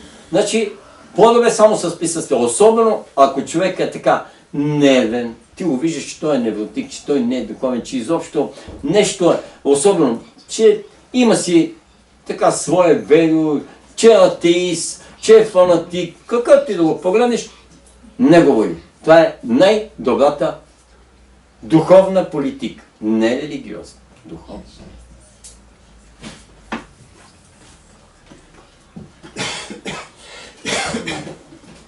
Искам да споделя с вас, за този път съм тук. Много ми хареса. Един сън, който сънувах на салоните. И при известно време бяхме с съпруга ми там. И спах. Не само да ви кажа, че като тръгнахме за там, беше много мъгла. Изключително много мъгливо беше времето. И изведнъж се открих самото место. Се развълнувах. Открих се и почувствах страхотна енергия. Не мога да ви опиша, както в момента сега така се вълнувам, и тогава се вълнувах. И сънувах много интересен сън. В началото, като влезнахме, видях, хората са оставили много камъни там. И си помислих, викам, ще си вземем едно камънче от тук, да си го занеса в къщи, за енергия. И сънувах, беше изключително студено през нощта, и сънувам един сън. Много хора. Много хора. И човек, значи може би беше учителя със сигурност, но нямам такава, не съм виждала такава снимка, да ви кажа, негова. По-млад беше, с сив костюм, като някога, както ходиха на тези горските, с такова сиво. И приказваше, много хора бяха насядали там. И нищо не си спомням какво ни е говорил. Само ни показа една огромна машина. Видях като един двигател, който повти, и разбрах, че това е лошото. Разбрах, че е лошото, и само ни каза, сега ще видите как за един миг това нещо ще се срути, като и аз си помислих, Боже, като в екшън филм си помислих, изведнъж като пясъчна кула всичко се срути пред очите ми, се срути това нещо. И аз започнах имаше много, виждах ги камъните, нали? И започнах един по един да ги дигам и видях, че това не са камъни.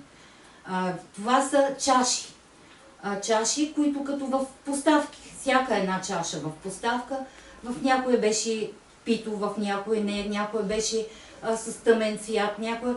И той каза, нищо няма да взимаш от тук, това всеки човек си има чаша. И аз не посмях оттам абсолютно нищо да взема. И накрая каза ни така, както бяхме седнали на една маса, аз бях тук, моя съпруг до мен, вика, оставям ви едно писмо да го прочетете. Но аз, понеже така бях по-далече, виждам, че е написано като на А4 формат. Написано писмо, имаше и с червени букви, но не мога да видя какво пише. И до него един свитък. Пак го виждам, че има на него написано нещо. И моя съпруг така до мен беше, пресегна, взема листа с А4, но го остави. И една руса жена веднага го взе, тя да го прочете, а той се пресегна и взема свитъка всъщност. И аз се събудих. Това ми беше съня. Това ми беше съня. Да го разтълкувам.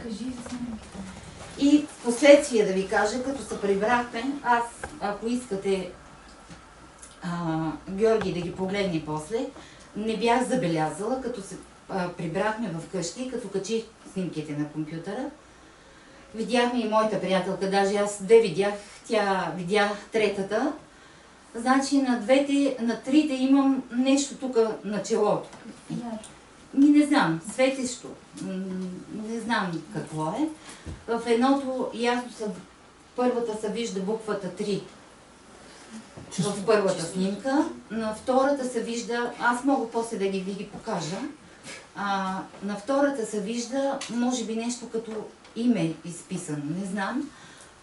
В третата, на третата направо се личи, че е звезда. Звездичка, една малка звездичка. И в нея или е четворка, или не знам. Просто трябва по-голямо увеличение да се види това нещо. Не знам какво означава. Може би вие ще ми разтълкувате какво означава и целият сън. Благодаря. Да. Прекрасно. Чудесно, благодаря ти, Господи. Да, така е. Да, сега виж,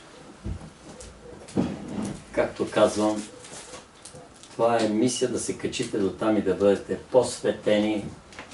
Познавам салоните, камъните, всичко.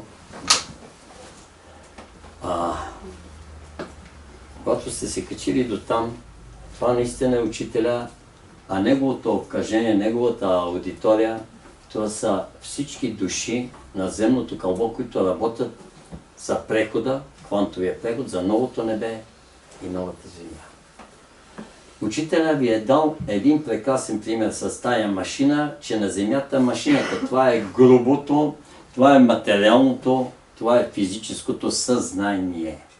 Но, знаете, че съзнанието, духовното, командва материята винаги и всякога и навсякъде. Само, че до сега не е било изявено толкова ярко 100 пъти. И той ви е казал как духовното, висшето нещо, може да свине другото за секунда. Така ще се свине рязко и точно всичко, което не е божествено, а е преходно на тази планета. Така ще замине и човешкото съзнание нишето и по този начин аз знам и не казвам много, че онези, които не могат да издигнат вибрацията си и да станат едни от нас, чисти просто летално ще напуснат тая планета. Както и Силмияш каза, всички с ниски вибрации не могат да останат. Чисти просто не могат. Така, значи, това, което е показал, е било точно така. Горе на тази височина, защото по-другаде, ако отиде човек, а затова човек трябва да ходи по върховете, на върховете са чистите и ангелски неща. И аз казах, без чистота, която е дадена, нали, духовна и физическа, човек не може да получи виза за Вселена. Не може да се качва просто духовни трансформации да прави. Така, това е едното. Другото, не се взима от никъде нищо, ако не питаш духа. Сега, ако си архангел или поне светия, светиите са шефовете на видимото и невидимото на този свят. Той може да си вземе, реши и си взима камъче. И никой няма право да му каже нищо. Но поне човек не е светия, трябва да пита, от тук мога ли да си взема камъче? Може да се вземе камък от Кръстова гора. Там е разрешено на всички. Нищо, до всекакви съзнания си качват. Но да си качиш на ила и да вземеш камък е изключително. Значи, той е всеки един камък е една жива същност, малкото камъче до голямото камъче. Човек, казвал съм го, пак ще го повторя в беседите си, човек може да премести мястото дори на камъка, не трябва да се пипа. Само той камък, който може да го вдигне сам с една човешка сила. Взима го 20 кила и го премествам на 1 метър или по-натам, ако смятам, че той не си е на мястото. Но камък, по-тежък от това, нямаш право, тя го е сложила пилота, а пилота е висша разумност. Значи Господ го е сложил там. Как аз да се бъркам в Божиите дела? Да премествам този камък? Не. Казвам се лично аз току-що нов значи новопосветен, налила точно горе на платото. И с един приятел и гледам, няма такъв червен камък там. Значи червен гнайс. Той там са гнайсови скали, кварцови, нали, и така нататък. Те имат специални съставки, затова ги е водил, за отваряне на тето, толкова за духовност и ред други работи, затова също нека да съм го споменал. И аз гледам, той излиза от пласта само на 2 см. Само на 2 см. Е, така се вижда едва отгоре. И аз спирам и като го виждам, и отгоре татко вика, синко, той е за тебе да го извадиш. И аз викам, на моя приятел, Данчо, това камъче трябва да го извадим. И той извади едно нощчето. Кой почва да го обикаля и той стана колкото една педия камък, точно като тон.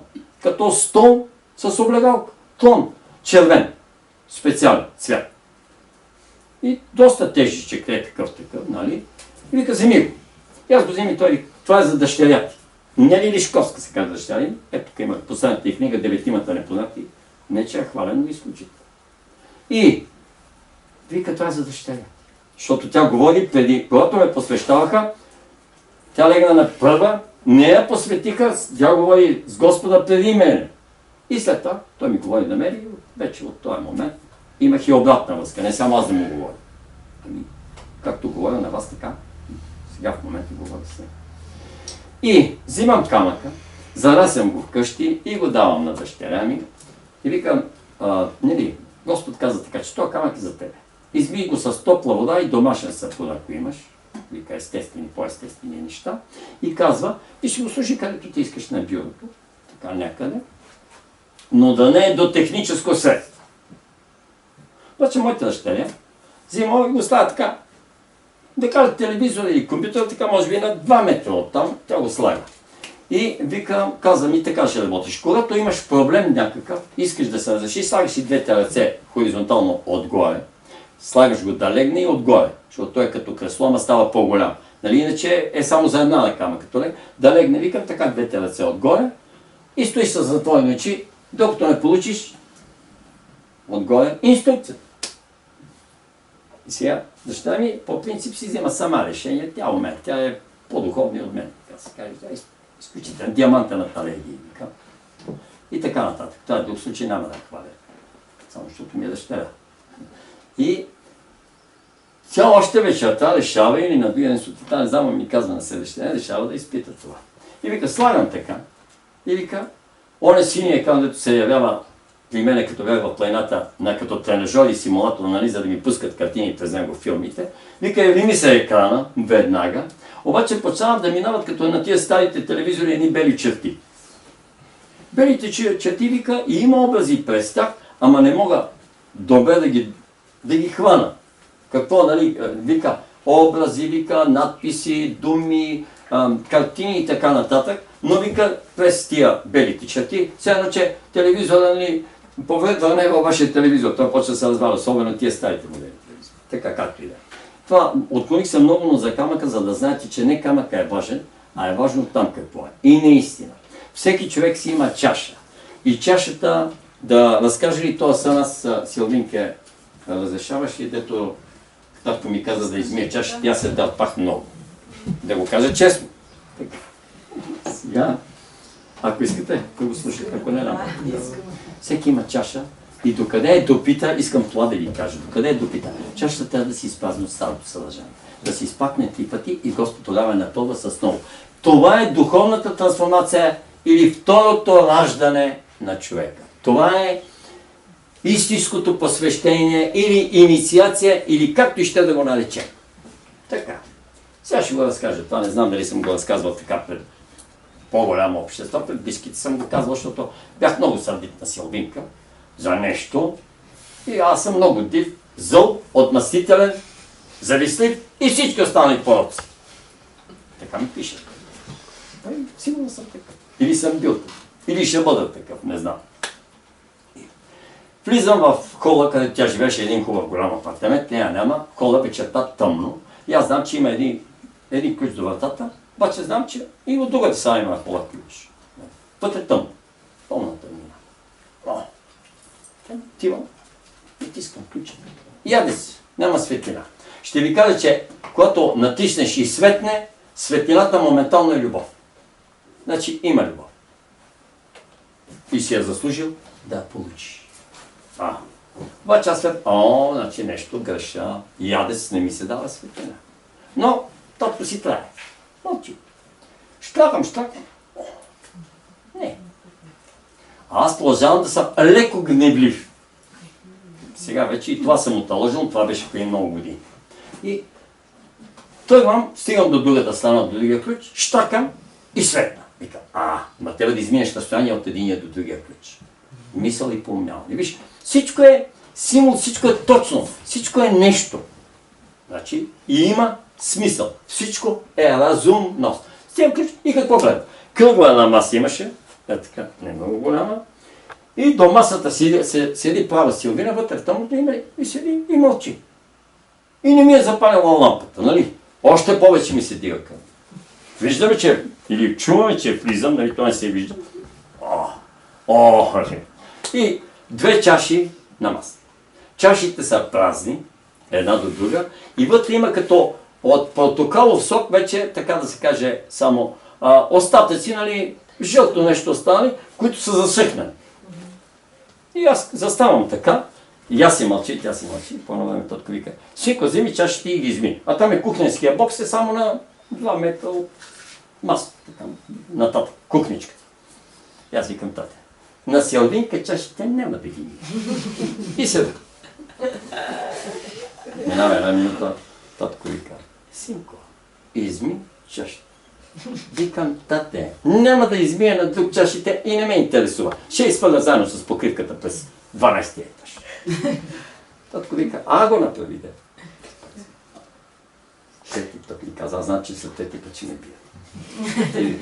Синко, искам да ти кажа защо.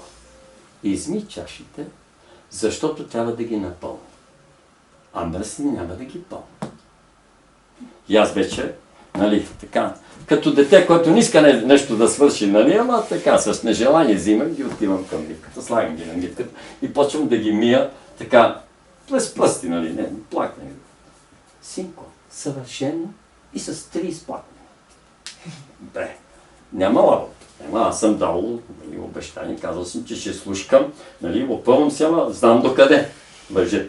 И почак, измири хубаво, той вика, така. И пак ги слагам на нас. Така.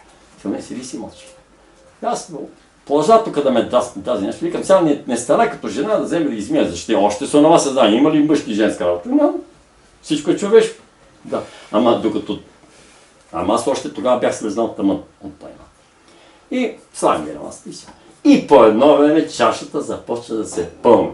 Ама аз знам откъде, защото почна да се пъсне с една чиста светлина като течност. Ма толкова кристална, толкова чиста, толкова светеща и бавно. И започва да се пълни откъде мислите? Не от дъното нагоре, а отгоре надолу.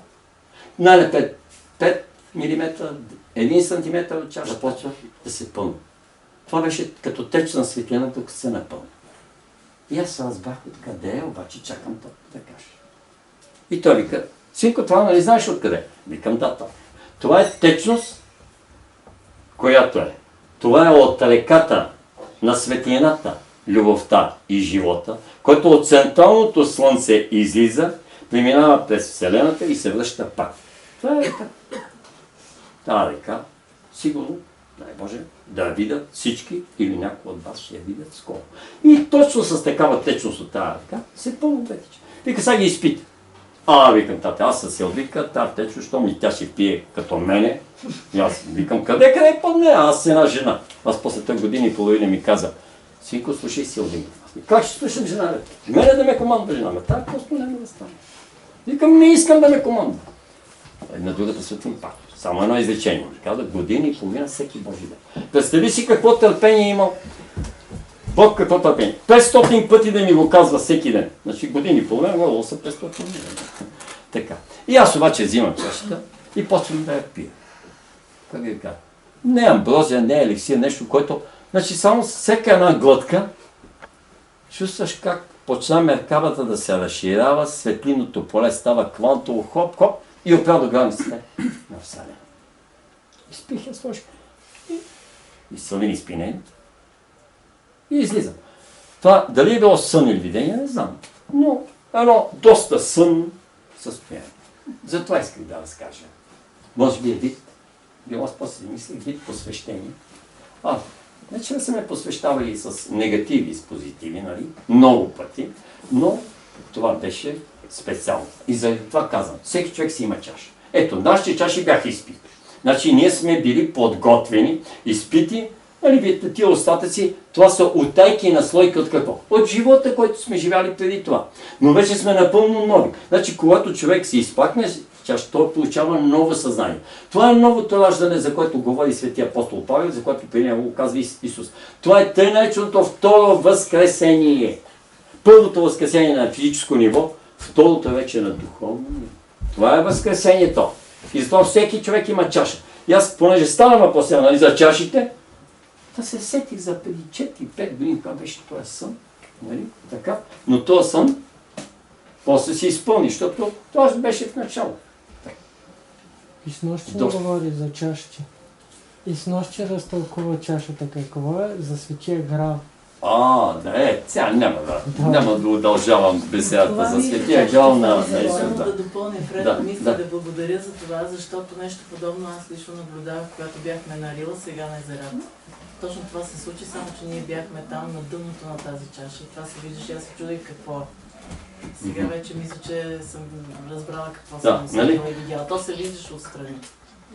А в речна мисли за минералите и тези камъчета, които сме носили във времето, аз имам такива отпреди още по-маничка. Какво да ги направя, като са ми в нас? Те седат вкъщи. Всички мислят, че имаме в къщите си такива, децата ни са взимали по... Не се притеснявай. Самия камък сте вика по някакъв Постоянно вие за онова съзнание, което сте го имали, Какво да ги взимате. Така че, възможно е хубаво да ги върнете на природа. Те са в различни места и са много мънички. И ще ти кажа. Те са мънички. Ако не помним кой къде е взе точно. Значи, какво е разрешено на човека? Като ти е в природата, той му е разрешено, ако знае символите и знаците, с тия може да ги наредиш. Може и да си ги оставиш, няма значение.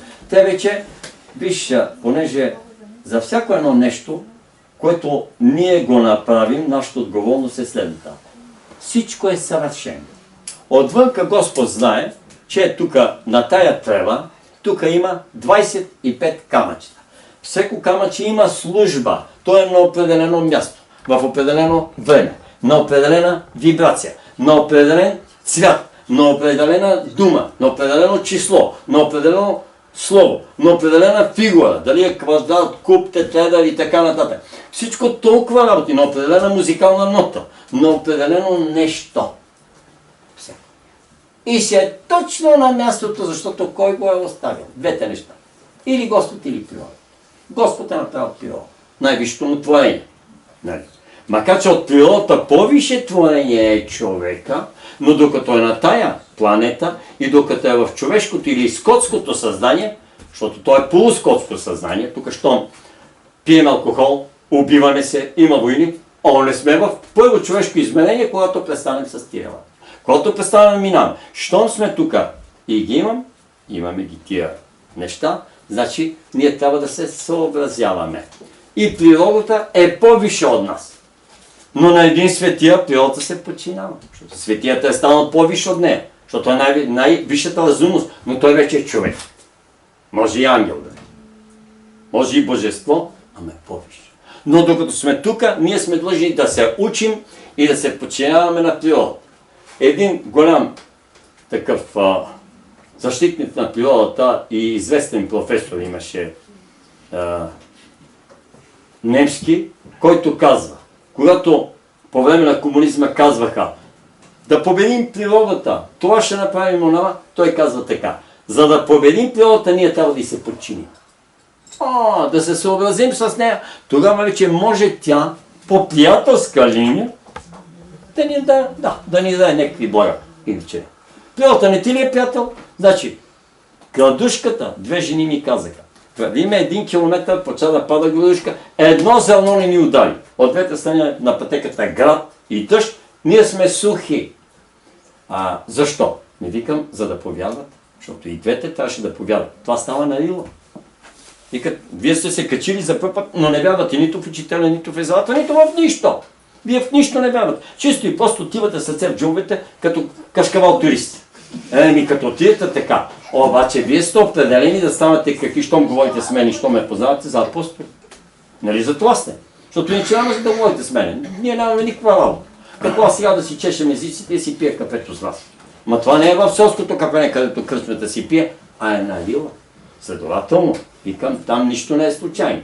Като дойдете и те ми, това чудо стана. Стана за да повярвате, че тук е бил учителя, учениците му, че тук се казваме и така, че Рила е в планината, която е на мъдростта и определена. На любовта са Родопите, наистина те пие. Това е тройката. Рила, Родопския масив. Така.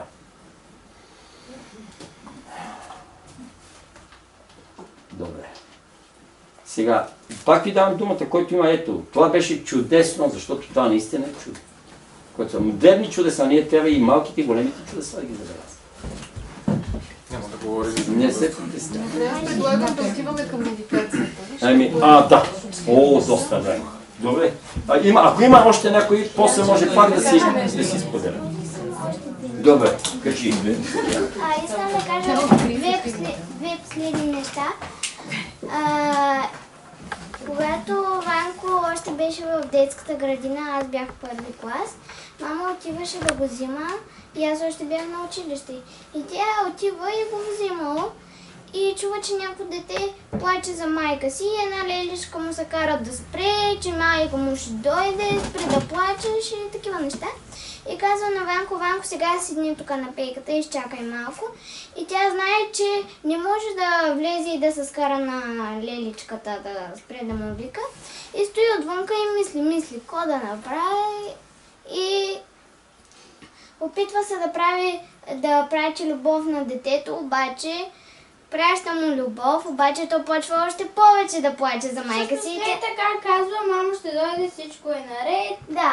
И го внуша още повече и то заплаква още, иска мама. Да. И Тя казва, о, този път не стана.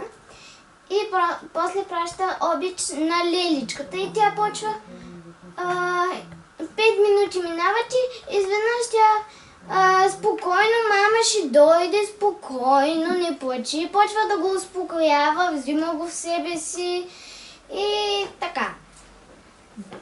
А пък второто нещо, което искам да кажа е, тати, нали, работи на една мелница, нали, мели брашно и един ден той отива на работа и по едно време идва един ловец. Чичко с пушката ли? Да, един чичко с пушката Искаш ли аз да го разкажа? Пушка. и с дете. Да, не се е казал чичкото с пушката. Банко, моля се, не прекъсвай кака си. И с едно дете с прашка и там, нали, има зърно и те там ходят гълъби да гълбат и той се прицелва в гълъбите и тати излиза и му казва, моля те, не дей да стреляш, защото аз обичам животните и не искам да ги убиваш. И той казва, аз ги обичам. И тати казва, ама така прицелен. И тати казва, ама това не е обич към животните, това е егоизъм. И той казва, какво ще ям? И тати казва, домати, краставици, картофи, да продължаваме с списъка. Тя неща не стават. И продължава да се цели. И тати се прибира и продължава си работата. И той си тръгва. Пушката му засича. След това гълъбите отлитат. И той чака там 4-5 часа, те не идват гълъбите. След това той се прибира. И на другия ден? И на другия ден идва и казва, Стефане, ти ма урочаса. И дай ти казва, що бе? Ко стана? Ами ходих при лекар и той ми каза, че трябва да ям само краставици и домати. Защото имал някаква много рядка алергия. Великолепен пример. Вижте. Да, браво, Яне. Сега да почваме, сега да свършим. Аз е там. Имам едно предложение, понеже е много задушно, да излезем всички с столовите вън да направим. Не, тук медитацията тя за 10 минути и излизам. Не знаете, че Томко е тая на... това се казва ритуала на озарението. Сега Силвина ще говори, тя го знае по-добре от мен, защото аз искам да имам духовно его. Аз съм си духовно озарен. Ама ще участвам в медитацията. Като изпращаш, да. Ние сме си седнали на много удобни столчета за тази медитация. Георги казва, че трябва да седим на стол, поза... В поза с два прави ъгъла. Урач... Значи това е почивка след това.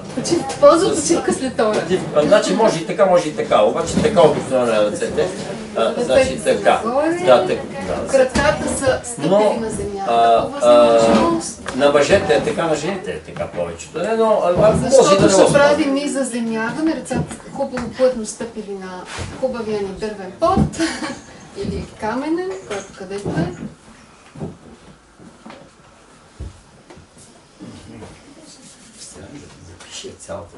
Затваряме очите, няколко спокойни вдишвания и издишвания, концентрация в дишането.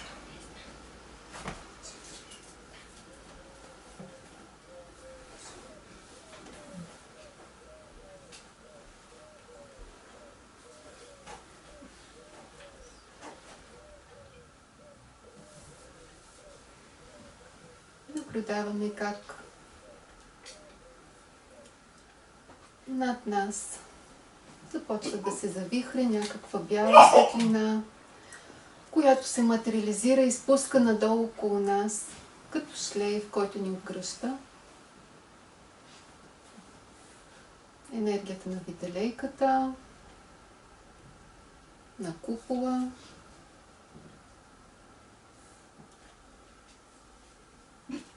сребристо-бяла кристална светлина.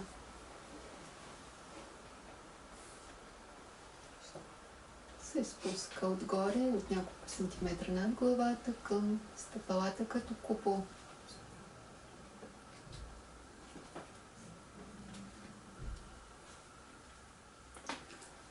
На върха на купола има отвор колкото гълбово яйце.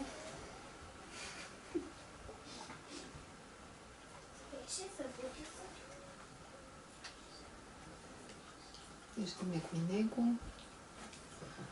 Вниманието е нагоре, на няколко сантиметра над върха на главата. Към 8-ма чакра, нашата небесна звезда. И я виждаме като една малка звездичка, която блещука там някъде далече в нощното небе. Но понеже я викаме с любов, тя се приближава към нас и става все по-ярка, все по-голяма. Като едно малко слънчице. Златната сфера, нашата небесна влечителка, нашата връзка с Божественото.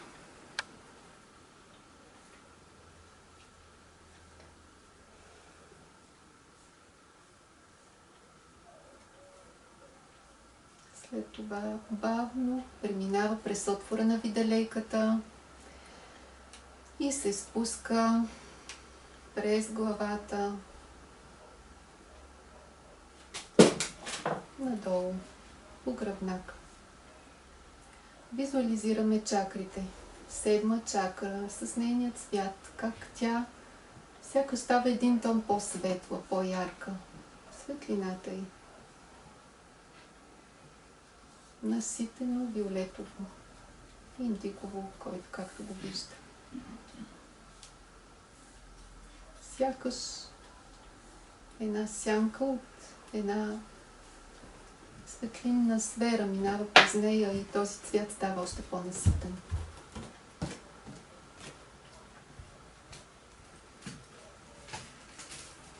Премества се в центъра на главата, където е епифизата. Наситено, ярко, светло, синьо.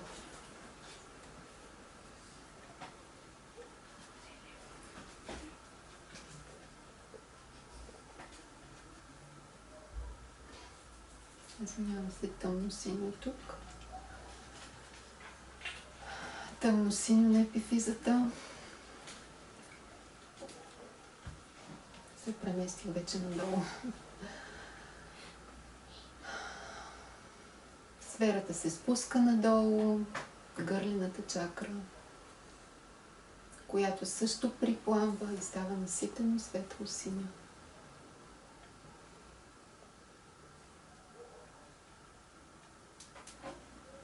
Надолу към сърцето, което също се пробужда ярко зелено.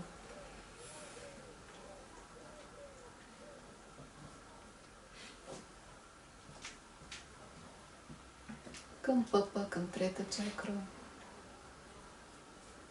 което става ярко жълта, наситено жълто. Сякаш две слънца са застанали едно върху друго.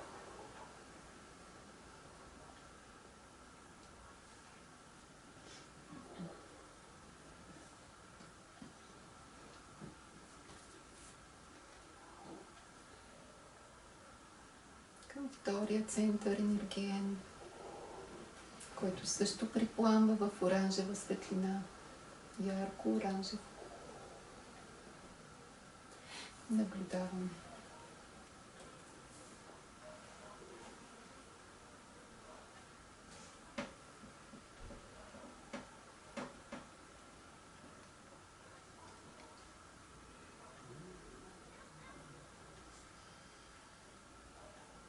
И накрая 7-ма чакра, т.е. първа чакра, наситено червено.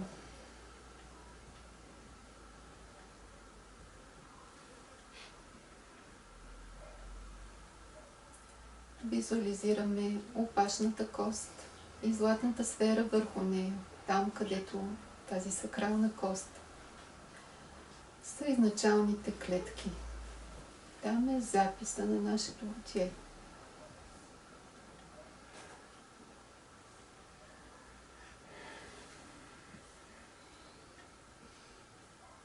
Първите клетки, от които произлизат всички останали системи и органи върху нашата сакрална кост. Тук можем да работим с златната сфера, за да променяме записи, да променяме съдби, карма, да чистим. Връща се нагоре и я задържаме в този център, който усещаме, че има нужда. Тя самата знае къде да отиде. Усетете къде нагоре застава златната сфера, в кой център, при всеки на различно място. И я оставяме там известно време.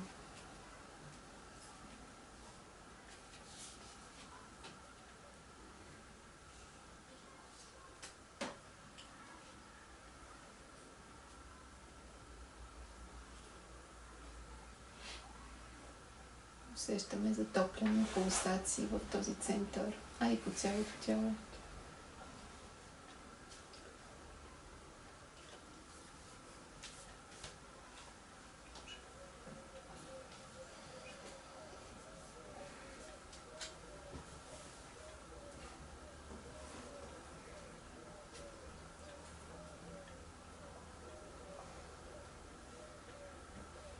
Ако е по-надолу и молим да се придвижи малко нагоре, отново до епифизата.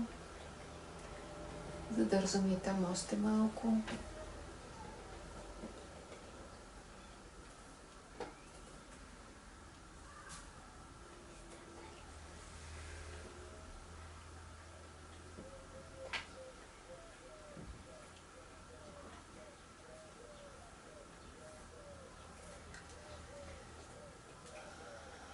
И след това започва едно бързо движение на сферата по гръбнака. Отгоре надолу, отдолу нагоре, отгоре надолу. Като куминочистач, или не знам как да кажа, който бързо минава и продухва с много силна енергия центровете. Изчиства ги, освобождава ги.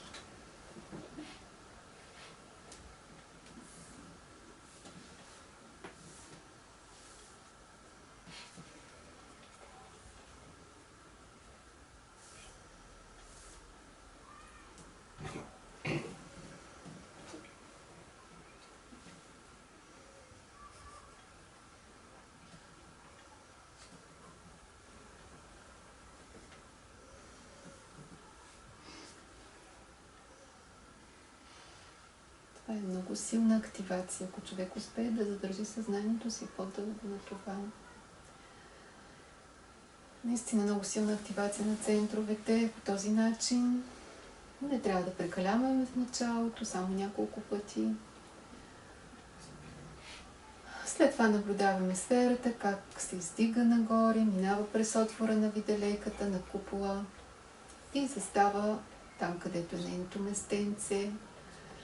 8-ми енергиен център на няколко сантиметра над върха на главата.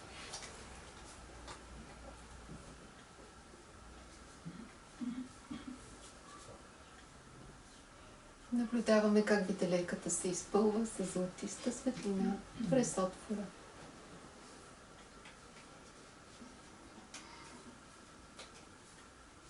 И му взема такова спокойствие, такава сигурност, такава любов.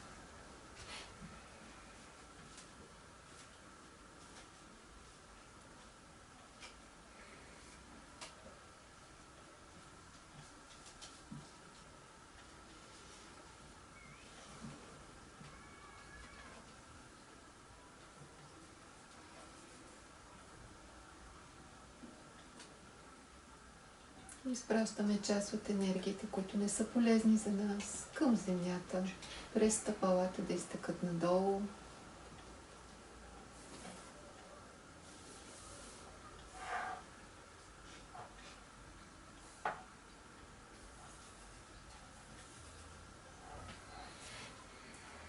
положителната енергия от всичко, което сме преживяли с медитацията. Нагоре през отвора на виделейката към Вселената.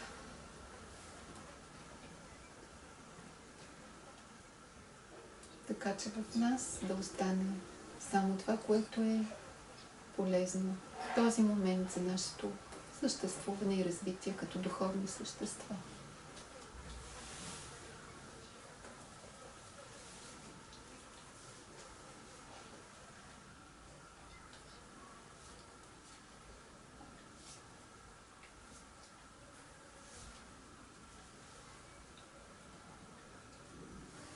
Да изпеем тихичко един път аум, аум, аум, ом, ом, аум.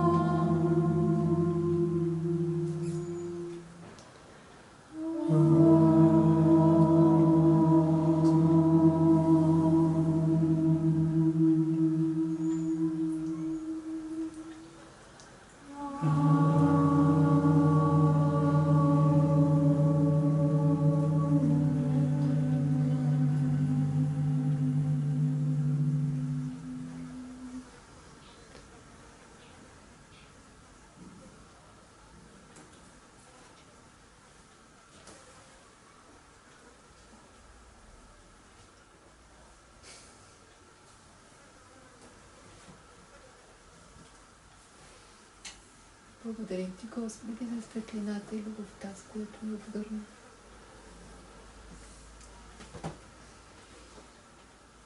Любов и благодарност.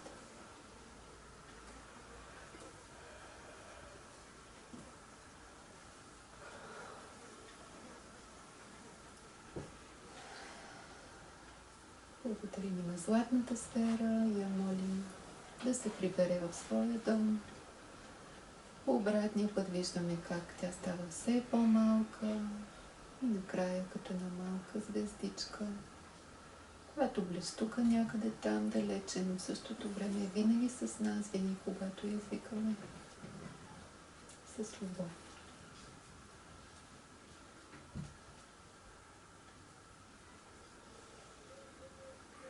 Благодарим на нашата духовна същност, на вителейката, на купола. И наблюдаваме как се стопява пространството около нас.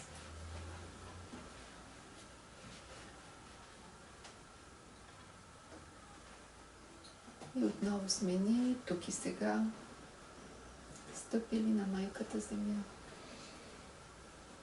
В този прекрасен ден, с тези прекрасни души около нас.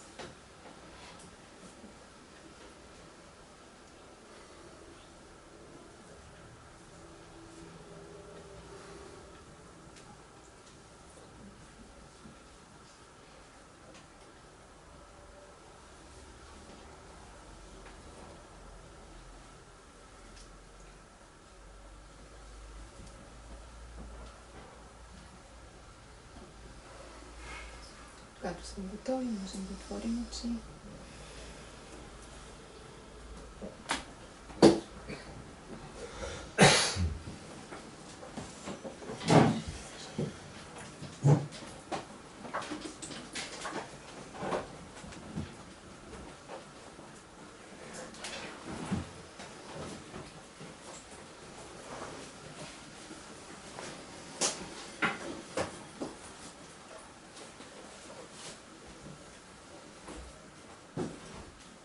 Как се почувствахте?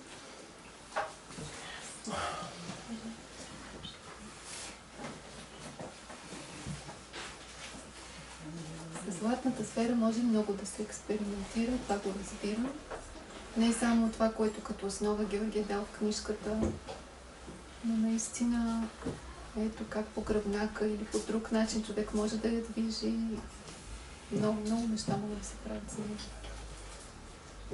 Хората тепърва ще го разбират. Гледайте и този клип, как се отваря третото око или нещо такова беше. Когитална, този човек, който води този семинар, когиталност. Много интересни неща имаше там за златната сфера.